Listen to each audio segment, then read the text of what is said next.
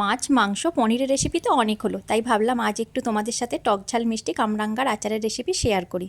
আচারের ভাজা মশলার জন্য 5 ফোড়ন, কালো সর্ষে, সাদা সর্ষে, মৌরি, গোটা জিরে আর শুকনো লঙ্কা শুকনো খোলায় ভেজে গুঁড়ো করে নেব। তারপর কড়াই সর্ষের তেল দিয়ে 5 ফোড়ন আর শুকনো লঙ্কা ফোড়ন দেব। ফোড়নটা একটুক্ষণ ভাজা হয়ে গেলে কামরাঙ্গাগুলো কড়াই দিয়ে দেব। কামরাঙ্গাগুলো তেলে কিছুক্ষণ ভেজে নেওয়ার পর হলুদ গুঁড়ো, কাশ্মীরি লঙ্কার গুঁড়ো আর লবণ দিয়ে কড়াই ঢাকনা চাপা দিয়ে আবারও কিছুক্ষণ ভাজতে হবে। যারা ঝাল খেতে বেশি পছন্দ করো তারা কিন্তু এই সময় শুকনো লঙ্কার গুঁড়োও দিতে পারো। কড়ার ঢাকনা খুলে পরিমাণ মতো চিনি দিয়ে দিলাম। চিনিটা যখন গলে রসটা ফুটতে শুরু করবে সেই সময় 2 চামচ লেবুর রস দিয়ে দেব।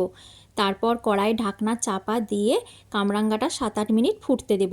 এই 7-8 মিনিটের মধ্যেই কামরাঙ্গাটা খুব ভালো করে সেদ্ধ হয়ে যাবে। তারপর কড়ার ঢাকনা খুলে আবারও 5-6 মিনিট ভালো করে ফুটিয়ে নিয়ে রসটা ঘন করে নেওয়ার পর ওপর থেকে ভাজা মশলার গুঁড়ো ছড়িয়ে দিলেই টক ঝাল মিষ্টি কামরাঙ্গার আচার একদম তৈরি।